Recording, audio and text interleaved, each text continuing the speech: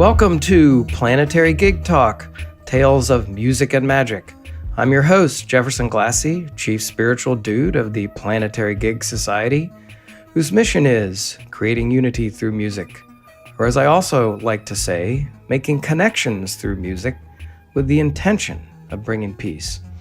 And today we are in Studio One, the worldwide headquarters of the Planetary Gig Society. I am very happy, appreciative that a friend who I met at Wooten Woods and is in the DC area, great drummer, great musician, Jason Walker is here to talk with us. Hey, Jason, thanks so much for making the time to come over. Oh, man, thanks for having me out. So, as I said, we were both at, I guess you were at Theory of Music Camp and Spirit of Music Camp at Wooten Woods in September 2018. That's right. And we met, and since we're both sort of around the DC Beltway, we had a little bit of, homeboy conversation, and you were very nice to come to a house concert that we had here, and we hope that there are a lot more opportunities to get together and, hang out and play and all that sort of thing. But I know that you're a very, not just a musician for a long time, but pretty spiritual dude, pretty into a lot of different things, and so can't wait to talk about all that. Sounds good. So you're in the DC area, and have you lived here most of your life? Yeah, I grew up in Aspen Hill, which is right near Silver Spring. Silver Spring kind of encompasses everywhere in the world. No matter where you are, you're kind of still in Silver Spring. Right. I grew up there, and I spent most of my life here. I went to college up in Connecticut, and then I spent a little time in Zimbabwe, and I came back here afterwards and didn't expect to hang around for too long, and I've been here ever since. Nice. See, I know Aspen Hill. And what do you first remember about music in your life? Were your parents musical? Did they play? Did they have music on around the house? Or did you just, one day you heard some tapping and decided, whoa, I want to do that? I don't remember a lot of music around my house. I mean, my parents listened to music, but there wasn't like favorite artists, and there's always music going on in the house. We would listen from time to time. I remember being interested in music at a very young age, and my mom was interested in playing piano, though she didn't really have much of an opportunity to do that. So she kind of then passed that along to me. So as I mentioned, as I started thinking about some of the questions that I know you've asked on this podcast, it brought me back to, I remember when I was young, I sang in church. And I really wasn't a willing churchgoer, right? But that was something that I was told that I was going to be doing as a young person, and I ended up singing in the choir. And I also I got the opportunity to sing with a woman named Betty Clark, who used to sing at the Washington, it was the Bullets at the time, basketball games, and she had a group called Song Incorporated, and I sang with her for a number of years. And when you were pretty young, like how old? I would say when I was probably 6, maybe 6 years old, 6, 7. So you've been singing. I mean, that was really sort of your first instrument, I guess. It was. I think it's everybody's first instrument, really. There's that, yes. But it was. Actually, my mom has said on a number of occasions that she thought I would be a singer, and probably because I started there. Yeah. I don't really do a whole lot of singing now. With some of the groups that I work with, I'll sing, but I'm not a trained singer at this point. Right. We use our voices for sure, but Right. So it was really the drums. I mean, or piano? I started piano before I started drums, maybe by a year or two. And I played. I studied with the pianist who was at our church at the time. I studied with her for a while, and then she moved. And we found a new piano teacher who was also she was an organist. And I liked piano, but I really I was more interested in jazz. I didn't know how to articulate that at the time. Right. But both of those teachers were really classically oriented. And while I know that foundation has been valuable to me, And I wish I had stayed with piano. I didn't. And as soon as I got a drum set, which was about, I guess that was probably like 3 or 4 years after I had started playing. I had just been using a practice pad for a long time. And then at some point, my parents rented a snare drum for me to practice on. But literally when I got a drum set, which was the beginning of 7th grade, the next week, like I got the drum set in my next piano lesson, I went in and said, hey, I'm done. I'm a drummer. I'm a drummer. And it's kind of funny. I got into drums in 4th grade. Everybody got an opportunity to go to the music room and check out the instruments and kind of decide, what they wanted to play. So it was through school then? It was, yeah, it was through school. And I have an older brother. He's 3 years older than me. And when he was in 4th grade and did that, he came home and he said, I want to play the drums. And my mom actually called the music teacher at the school and said, please, can you please talk him out of this? Wow.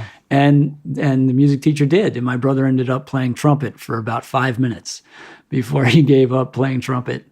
And when I went into the music room, I was torn. I either wanted to play drums or flute. And the reason for flute was because I was in there with like a number of girls and they all wanted to play the flute, but none of them could get a sound on it. And I did. And I was like, yeah, I can. All right. But I decided to stay with drums. And I went home and I told my mom, I said, yeah, I think I really want to play drums. And again, she called the music teacher at the school and said, hey, can you please talk him out of drums? And the music teacher said, I think he'd be really good at this, so I won't do it. So thank you, Mrs. Williams. you saved me. Nice. Wow. Yeah. I think a lot of kids have that, either they're told maybe you're not that good at this, or, please don't play this loud music and that sort of thing. But why did you persist? Were you listening to music that had a drum beat at the time, or you just like making the rhythmic sounds? I started then. I wasn't somebody who like dove in head first and just like was playing all the time after that. It was around, as when I'm in school and my parents are like, oh, you have to practice. And I was supposed to practice like 10 minutes a day or 15 minutes a day, right. Which at the time, there would be days that felt like an eternity. Yes. But as I would do that, there'd be days where I'd kind of, again, without necessarily being able to articulate what it was, I'd kind of figure something out about myself. Or at the end of that 15 minutes, I was like, wow, that feels really good, And so it kind of kept me coming back. And over time, I started playing more. And then particularly when I did get a drum set, I really kind of sank into that. And that was something that once I got it, first of all, I knew that it cost a bunch of money. And so if they had spent the money on it, I felt like I kind of owed it to my parents to put the time in on it. But I loved it, and I could sit down with music that I wanted to listen to and start playing. Playing along. Yeah. And I really I think the first album that I ever intentionally bought was Led Zeppelin 4. And I started just playing along with, John Bonham on the drums. And the next week I went up to Waxy Maxie's up at... Waxy Maxie's, right, I remember Waxy Maxie's. Up at Aspen Hill, and I bought, another Led Zeppelin album and another one, and that led me to somewhere else. And so I started actually kind of consuming music for myself. And I didn't have to be asked to practice anymore, and it just became something that, other things like I was big into skateboarding, but there would be days I was like, I'm not going to go out on my skateboard today. I'm going to be down in the basement. Yeah.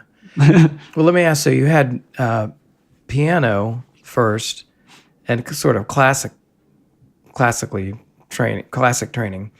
Did the piano, maybe the timing of the piano that you were learning, did that sort of influence your drumming, or when you started drumming, you were just matching the sounds of the records? Or I would say I can't say specifically that the piano did. I certainly didn't make that connection at the time, but it anything that you're doing musically that involves, rhythm, et cetera, that's got to be right. That's got to be part of it. I know that.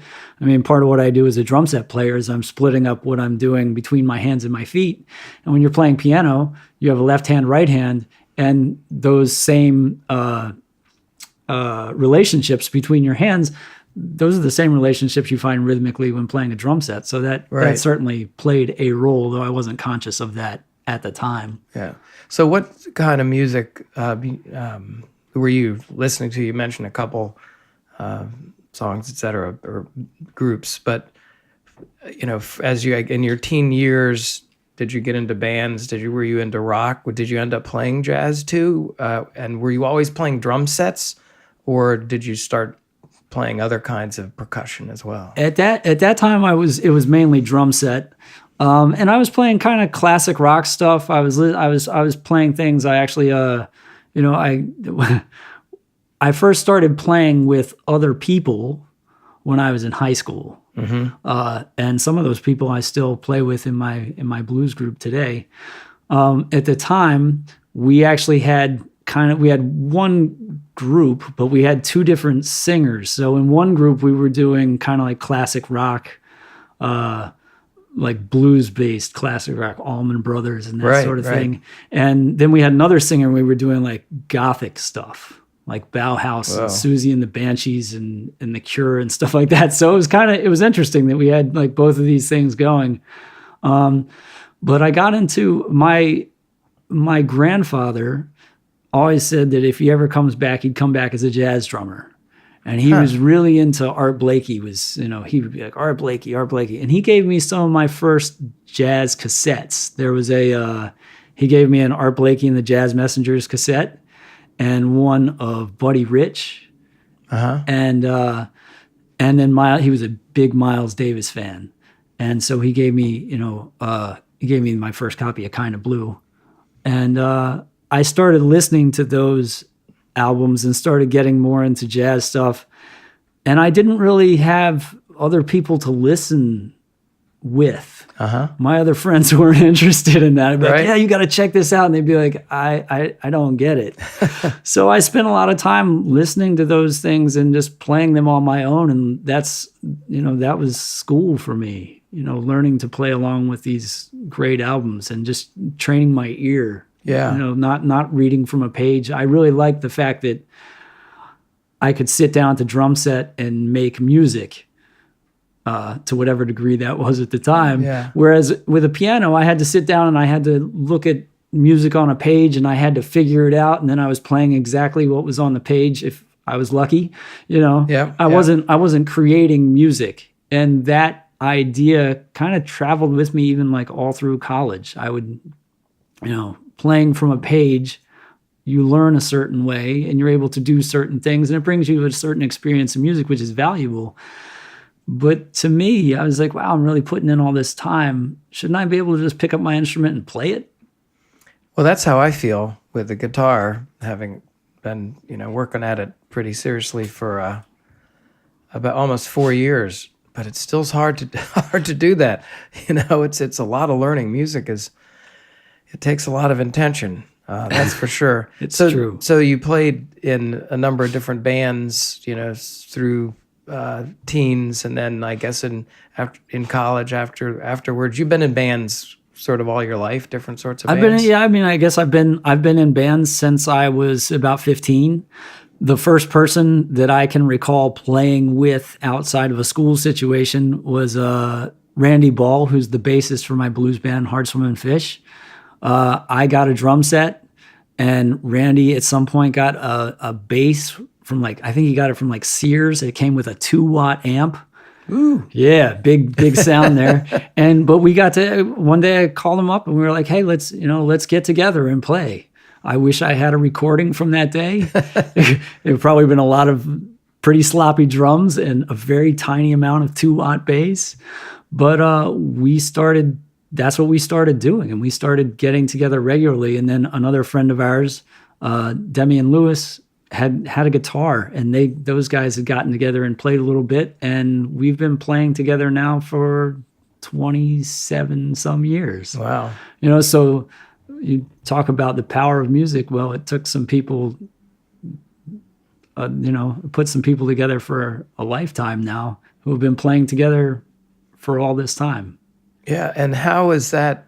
I mean, obviously when you start playing with some folks, you got to work things out, but having played now for almost 30 years with these guys and in other bands and other situations, it feels pretty good. I mean, you're having a conversation, you know where they're going, you know what's going on. Yeah, that's a really special thing to have people that, I mean, not only we've been playing together since we were like 15 years old, but I met Demian playing basketball when I was 6. And he and Randy have known each other since they were like 3 and 4 years old. It's rare to have people that are, that kind of have that much longevity together. Yeah. And to bring music, that power and that force of music into the equation. Yeah, when we play, we really know where each other is going. We have times where, musically we'll say the same thing at the same time on the bandstand. It wasn't planned. Yeah. It just happens.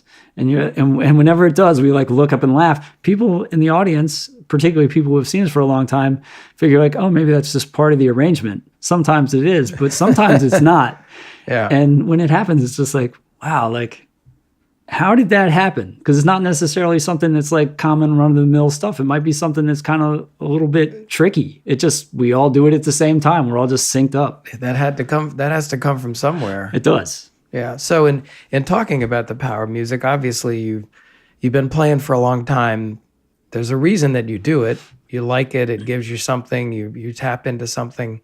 How do you describe some of that? Whether with the mates that you play with, or with the audience, the way you see the power of music, and I think that's a multi-layer question. I was talking to somebody last night, another musician. He creates music. He creates beats and stuff, and works with hip hop artists, a lot of different artists. But I was saying, one of my favorite things is to just like get down into my room of drums and start playing.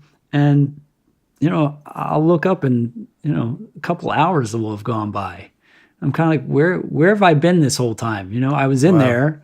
Every moment I was part of it, but on the whole, I'm like, how did 2 hours get past me without, it just kind of flew by. That's one of the things that music does. It takes you out of regular time and space. Huh. That's interesting. And I really like that. I really like digging deep into, a certain idea and then just kind of rolling with it and see where it leads me. I'm not trying to like take it and go to a specific place necessarily, but I've got this idea. Okay, let me just keep working with this idea and see what happens. And most of the time something happens. Yeah, cool. You're also very, I would say, I don't know if the right word is studious or intellectually into a lot of music. You're very eclectic and have a deep sense of history of a lot of music that you play. How does that, what are your thoughts about, when you just think about music generally and the different types of things that you have seen, what really interests you about the sort of the spiritual part or the power part of music? I feel very fortunate to be able to be involved in a lot of different avenues for music. I play in bands, I accompany dancers, I play for religious services, synagogue services. I'm not Jewish. I've gotten pulled into this and I love playing the music. Mm-hmm. I've played music that leads people into meditation. I've played for people on their deathbeds. So many different situations. I work with a band that's comprised of adults with developmental disabilities, and I've seen some amazing things happen for people within myself just being engaged in music. And it's not my doing. I just get to be a participant in it. Mm-hmm. But there's always, I really do, we've talked about the power of intention. Whenever I go into any of these spaces, when I'm going to be working with music, I try to be conscious of an intention. And usually that intention for me is, how can I best serve this space? When I play with most of my bands, we have people who dance. And I love that because then there's an exchange. Uh-huh. And so my intention is, hey, what can I do to support this and get people up and dancing? the music then creates interactions that I'm not even, it creates interactions between myself as a musician and the audience. Different audience members are going to interact because they have this opportunity to dance and move to this music. People are going to have conversations that are, that are affected by the space they're in. When I'm working with dancers, my job there is to play something that is going to facilitate their dance. It's not about, oh, can I go in and play something I think's cool today? It's about, how do I support these people so that they can express the movement that they are there to express? It's like for a larger purpose. Absolutely. And that really, for me, it does a couple different things. It makes the experience have a different gravity to it. And I don't mean that in a heavy sort of way, but it's like, yeah, there's something else going on. But it also makes it so that I kind of take some of myself out of the equation. I put out, hey, this is what I'm out here to do. This is what I want from this experience. And then I play. And whatever comes out of that is what comes out of that. I've put my idea behind it. I'm here to support this situation. And then I try and get out of my own way and let that happen. Cool. I mean, you just mentioned also, some of the things that you've seen through music. Any examples or instances come to mind? Yeah, I had a really powerful experience and not too long ago. It's been within the past month or so. One of the ways I use music is I do a one-man percussion show for kids, which is not something I ever expected I would do in my wildest dreams. Right. But it's something that came up and it looked like a cool opportunity, and it kind of has a different look to it because I have kids now. But I was doing this show, and in the course of the show, we follow a storyline, and I introduce about 30 different percussion instruments. It's short pieces, but everybody gets a chance to hear these instruments. They have some sort of role in moving the story along. And there was one little girl who, anytime I picked up an instrument, she would get up and start dancing. And I was, in the beginning, I was like, cool, I got a great audience. This is going to be a lot of fun. And as we went on, I was like, there's something more to this. And through my work with people with developmental disabilities, I thought, there's a chance this girl might be on the autism spectrum. And so I did the show. And afterwards, I was talking with the director, and she came up and she said, oh, I got some really great photos. And I said, yeah, this little girl, she was dancing the whole time. And she said, well, that was really a special experience. She was recently diagnosed on the autism spectrum. And I said, oh, I thought that might be the case. And she said, she's been really having a hard time.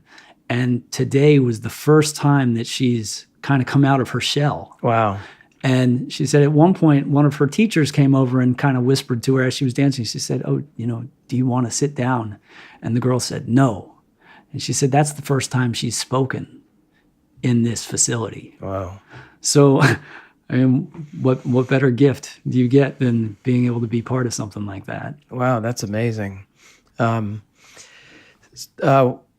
Maybe also talk a little bit about, we did share Spirit of Music Camp, Victor Wooten's camp there at Wooten Woods, and met some of the same characters, and we're talking about the Nada Brahma book, a little group of us, and the world is sound. Any kind of takeaways or things that you learned or noted, or want to mention about that whole experience, the Spirit of Music, Wooten Woods stuff? That was as you know, that's a powerful place, and it's an amazing group of people who run it.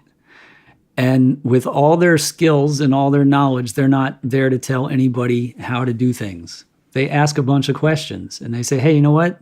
Try it out for yourself. Explore it. If you think, one of the things when we were in the dome one day, I said, you can spend your whole life saying, no, that's not possible. That's not possible. And maybe you're right.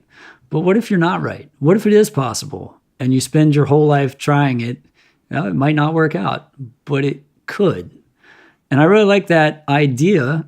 Like, hey, you know what? Yeah, some of the things we talked about there seem impossible or certainly improbable. Right. But that doesn't mean that's the case. And there's a lot of things that go on in the world that seem impossible or improbable, and then somebody does it, and you're like, oh. So I think, the idea of just having these ideas of how music can affect people, either how you can affect yourself with music, how you can affect other people with music, and then just giving it the space to be possible and try those things. I think I mentioned when we had our first Nada Brahma meeting that I've started like chanting Om when I'm in the car. I'm still doing it. Yeah. I did it on the way here. And I read in the book, it says like, people, achieve enlightenment or however you want to term it after like reciting Om. It was like 10 million times or something. Yeah. So what better time to start than like now? Yeah, right. Better start soon. To go. And so, there are people who will subscribe to these things and be like, oh, okay. And there are other people, you're kind of crazy. Like, why would you even do that? There's a reason why people have chanted for as long as they have.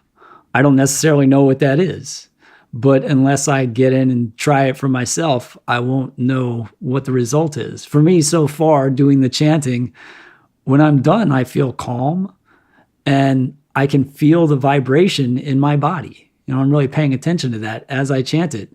And that in and of itself is gratifying enough for me to keep doing it. What else was I going to be doing in the car? I'd be practicing my drumsticks on the steering wheel. That's the other thing that I do. And sometimes I mix the two. But, it's one of those things where when we were at camp, they said, hey, try this stuff out. It may work for you. It may not work for you, but it's an idea. And if you pursue it, you're going to find something. We're not trying to tell you what that something is, but there are avenues. And if you take them, you're going to find where they lead.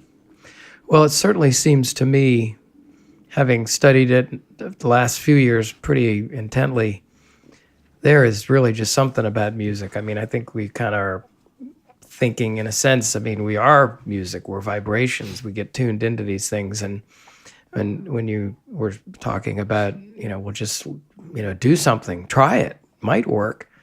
That's kind of what the whole Planetary Gig Society is about. Is there a way that we can help be a catalyst for or amplify the conversation or something about using this power to make a better world? Because I don't think people really want to just toil at meaningless jobs and, just hate their life and all that kind of stuff. There's so much good. There's so much community, particularly around music and the arts.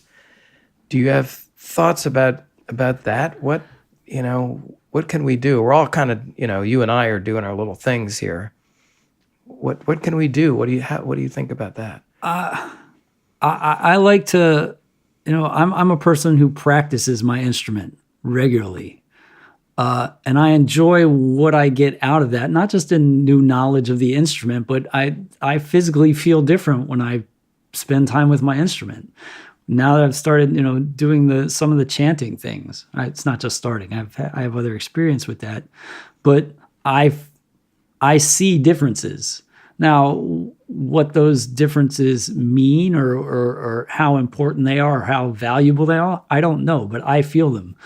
And I think by being involved with music and having your own experience and then sharing that experience with other people, maybe they catch on and say, hey, you know what?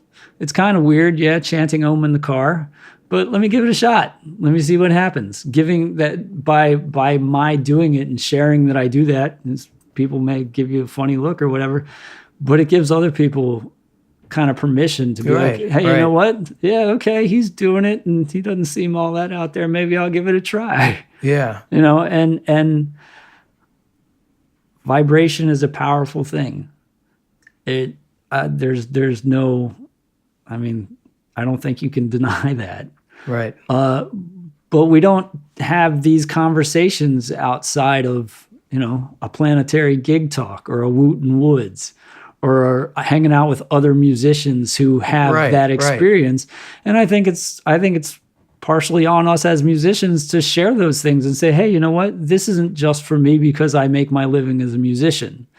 You can have this experience too. And, oh, you don't have an instrument?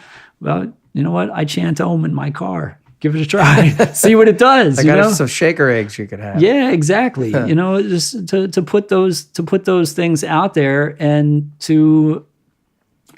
if you're in the situation where there's the bird clock. I have the bird clock. There you go.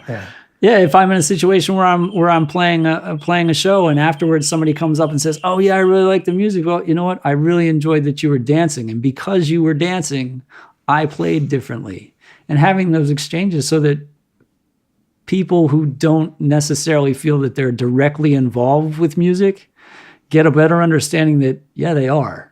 You are directly involved. Even if you don't consciously know that, if you come to my show, you are directly involved with making the music. Even if what you do is to sit at the table and tap your toe as you play. I'm watching for toes tapping. If I see toes tapping, I'm doing my job. If I don't see that, well, I got to figure out why I haven't connected to that person. Yeah. You know? Yeah, that sounds right to me. A couple things just occurred to me. I want to be sure to ask you. There was a presentation at Spirit Camp by Stephen J. and his son Miles J. and that group. Oh, I'm glad you brought that up. And I don't know if I completely understand how to say it, but it revolves around if you slow pitch down, it becomes rhythm. Right. And they were doing a lot of techno geek stuff, and I missed part of the presentation, frankly, because I was doing some interviews during the night. But what's your take on that, what they were talking about? I'd love to hear that. Was really cool. In fact, I am trying to work out a program like to present in schools right now that kind of wraps some of those ideas together, because I thought that was really neat.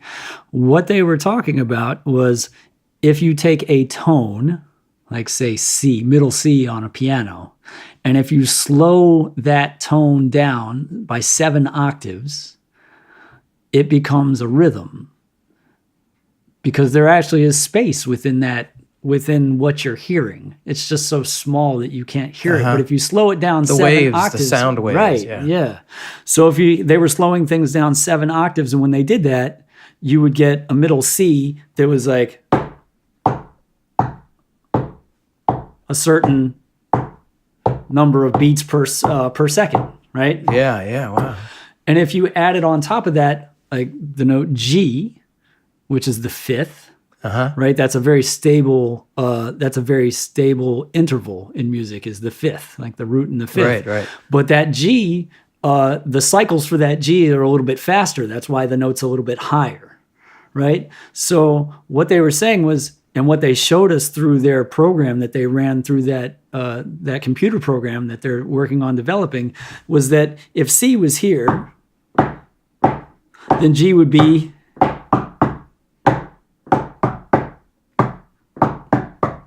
wow, yeah, right. So you've got this polyrhythm. You've got one side that's playing 2 beats in the same time frame that the other one is playing 3 beats. Right. And if you take away any kind of reference to time like a metronome, each hand, all you would be hearing was a steady repetition of beats, a pulse. But because of how those two notes sound, when you've slowed them down, it becomes this polyrhythm, this 2/3. 1, 2, 3, 1, 2, 3, 1, 2, 1, 2, 1, 2, 3, 1, 2. So they're happening simultaneously. Same thing with like the root and the 4th. That's 4/3. 1, 2, 3, 1, 2, 3, 1, 2, 3, 4, 1, 2, 3, 4, 1.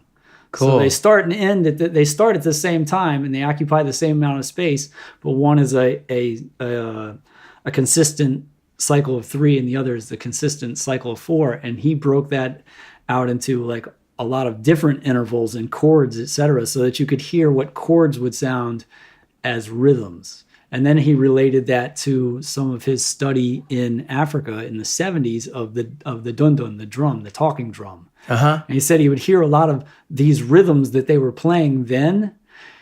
He's hearing those rhythms when they slow down these tones.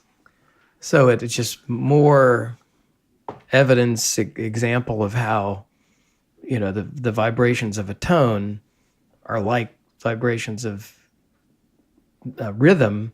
So they're kind of the same, just in different Right. And one of the things that I'm working on researching and figuring out. So if you slow that tone down 7 octaves, you get rhythm. If you speed it up, you get light. Whoa. So I'm trying to figure out the correlation between rhythm, tone, light. And then if you go to the Nada Brahma book, they talk about, the correlation between the scale and the distance between the planets and all these other correlations. I know. It's wild. It's a deep rabbit hole to dive into, but it's really fascinating. It's fascinating. I think, what would blue sound like? Right. But it's not really. I mean, it seems like a dumb question, but it's not a dumb question. It's not a dumb question. Somebody knows the answer, and I'm going to dig around on the internet until I find that All answer. right. Okay. But yeah, those colors are waves, and so there's a correlation to rhythm. Yeah. Well, I certainly would like to get. I've reached out to Miles. I certainly would like to talk with Stephen or Miles about that a little further. Yeah, they were very generous with their time. That was really cool. Yeah, that was amazing. The other thing I wanted to ask about is I don't know how to pronounce it. It begins with a T. Taketina. Taketina. And you mentioned that in some of our conversations. And maybe you could just describe a little bit about what that is, because that's exploring vibrations as well, right? Very much so. Yeah, Taketina is a rhythmic, polyrhythmic process that was developed by an Austrian man named Reinhard Flattischler. In a Taketina session, participants are led through a polyrhythmic experience in their own bodies. So it starts with a mantra. One of the mantras that we use, just for example, is Ga Ma La. Ga Ma La, Ga Ma La, Ga Ma La, Ga Ma La, right? And that's repeated. And as you repeat that, you're already putting vibrations in your own body. Mm-hmm. And then related to that, we then have participants start stepping, like walking. So with Ga Ma La, we might do like Ga Ma La, Ga Ma La, Ga Ma La, Ga Ma La, Ga Ma La, Ga.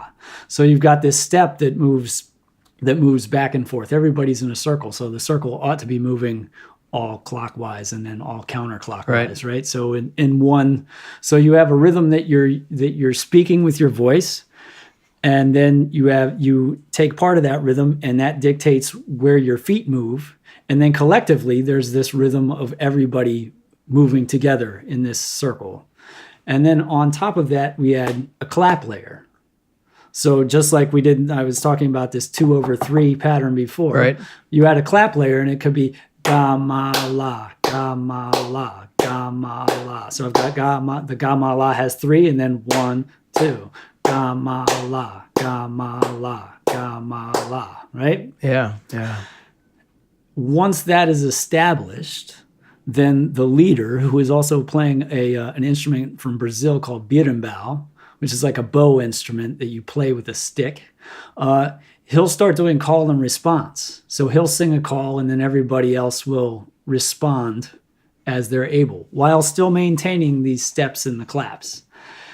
And the leader's job is to use these rhythms that always correlate somehow with the steps and the claps and the mantra to either stabilize the group or destabilize the group. Huh.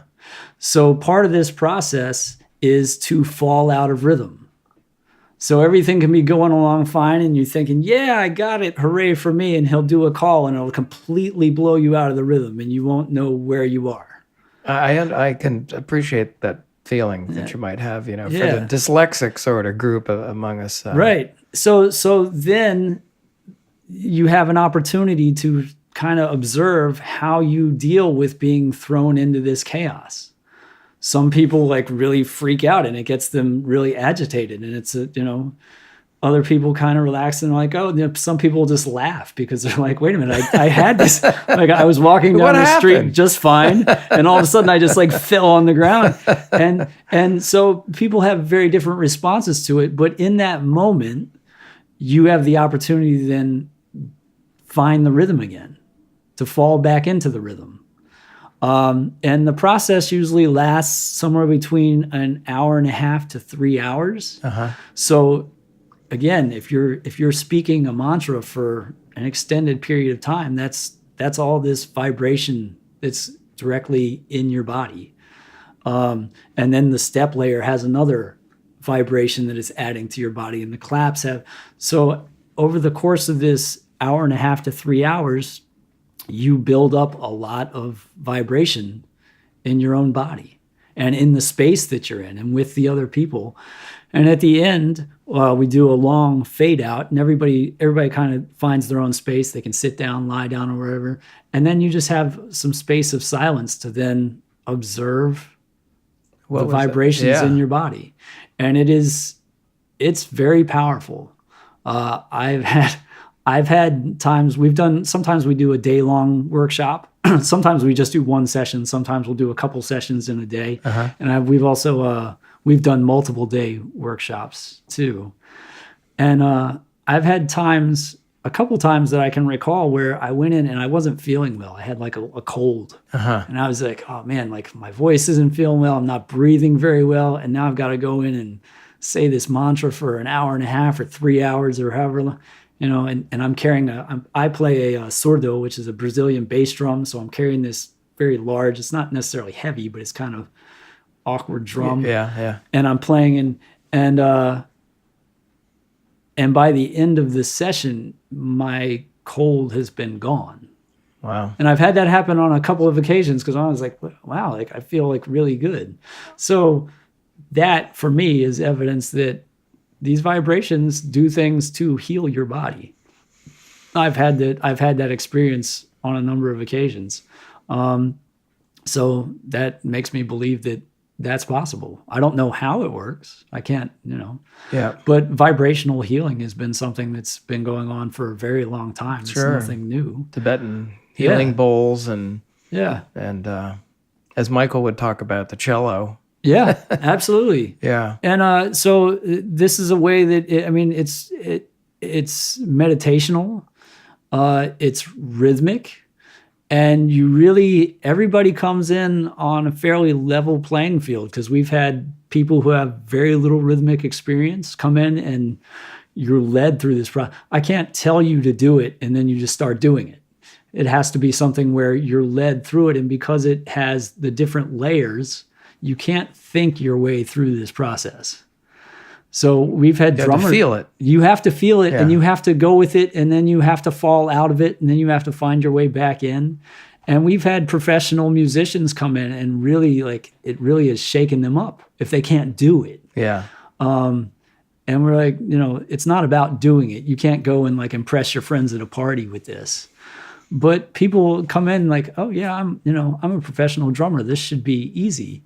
No, it's not, because rhythm is bigger than all of us. Yeah. And so it's a really interesting process, and it's fun, and you do some stuff that's kind of odd, and I like doing odd things. I think odd things make life more interesting. Yeah, that's for sure. And I think isn't there one the end of January in 2019? There is going to be one, yeah. I'm gonna try to check that out. I think I am in town, so it's an interesting process, and at the end we sit together and people get to share their experiences, and we've had people share some really very deep experiences. People have been taken back to their childhood and done and just had things come. And to me, that just says, these vibrations can shake things up and bring things to the surface that you hadn't thought about. Yeah. I mean, I hadn't thought about singing in the church choir or with Betty Clark. I don't know when the last time that popped in my head, but because I was coming here, those things got shaken up and they came up to the surface. They were clearly in there. Yeah. Well, that's cool. There's a website for Taketina.com. It's spelled like Taketina. Taketina. Yeah, all one word though. Yeah. Taketina. And that Taketina just comes from drum language. Those are just syllables to represent the sound. Yeah. Okay. All this is really fascinating. I'm so thankful you've taken the time to come over and talk about this stuff. I knew you'd have some good things to say. Anything else that I don't know, you might wanted to say, or that you also had been thinking about recently, or that I didn't ask about? We've been through so much, and we got a lot. This Not a Brahma book club is really pretty wild. We got some places to go there. We certainly do. I mean, that I keep going back, and I've gotten to a certain point, but I keep going back and reading things from the beginning of the book, and it's there's a lot of information. It's not like it's certainly not a novel. It's a get in there and kind of dig in, and then figure out things that, again, for me, having that passage that I read about the 10 million ohms to it. Yeah. Okay, fine. I don't have nearly that, but I can start and I can see where it leads. I'm a big believer in just trying these things and figuring out what works and trying to stick with it for a while. 1 week of doing it will give you 1 week of payback for it, but I think you got to, particularly with something as big as music, you got to stick with it. Like I mentioned your sign on the wall about persistence. I really do think that's the key. Press on. Yeah, I tell my students, like, the difference between where you are and where I am is time and practice. That's it. There's not a magic formula that I have that you don't have. I've just been doing it longer, and it's led me to the place where I am right now. And as I keep following, it's going to hopefully lead me somewhere else. I also, one thing, speaking of Stephen Jay and his sons, I really liked what he was talking about in terms of the idea that music is a being. Yeah. He said in the culture that he was in, music wasn't like something that you do. Music was an actual, like, living entity. And we are being played by music just as much as the other way around, if maybe not, maybe even more, who knows?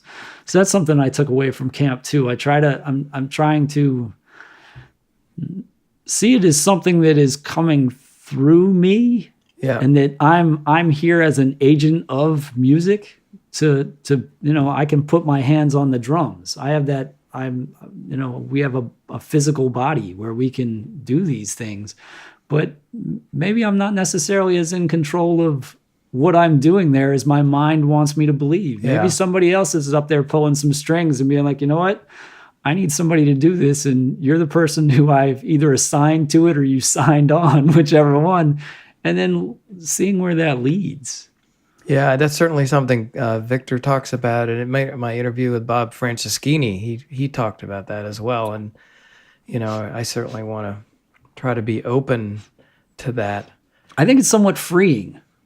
Yeah. I feel like it is. I feel like if I go into a space and my intention is to serve that space and that community of people while I'm there,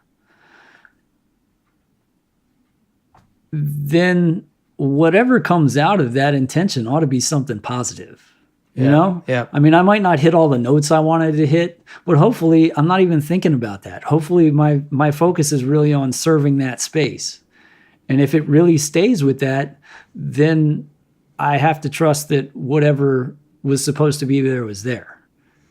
And that allows me to focus differently when I play, as opposed to like, I'm here to like show everybody what I can do. Yeah. I've had that experience too, and it rarely goes as well as being like, hey, I'm here to serve the people in the space. Yeah. If I'm there to serve my ego and myself, it doesn't come, I notice the mistakes, because I was like, I'm trying to make myself look cool or to feel cool or whatever. And so if it works, maybe I do. But when it doesn't, I'm like really critical of that. Whereas if I go in, I'm like, I'm just here to like be part of this system and be the best part of this system I can be. If I stay with that idea at the end, I feel pretty good. Yeah. All mistakes aside. Well, that's certainly one thing I'm going to try to get to. Jason Walker, thanks so much for taking the time coming around the Beltway over here to be at Studio One at the worldwide headquarters of Planetary Gig Society. I'm very happy to call you a friend and hope we have a lot more conversations and musical interactions together. Sounds great. Really appreciate you having me over. All right. Thanks. Yep. Jason Walker, everybody.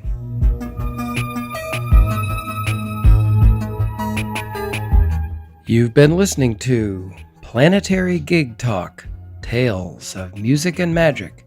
I'm your host, Jefferson Glassy, Chief Spiritual Dude of the Planetary Gig Society. We talk with musicians and others about the power of music and how we can use music to help create a better world. Please check out our website, www.planetarygigs.org, for information about some of the organizations promoting music and musicians, resources about the power of music, books, movies, articles, including new research on music and the brain. We welcome your support. The Planetary Gig Society is a Section 501c3 charitable organization, and you can donate on the website. You also can receive a free email signature block demonstrating your support for Planetary Gig Society. Please follow us on Twitter, Instagram, and Facebook at Planetary Gigs. And we want to thank fabulous musician and teacher Eric Weinberg of Little Eric Studios for the Planetary Gig Talk music titled Chill Kid, It's Saul. So please check out Planetary Gig Talk on iTunes, Google Play, and Stitcher. Subscribe and hear all the upcoming episodes. Thanks very much.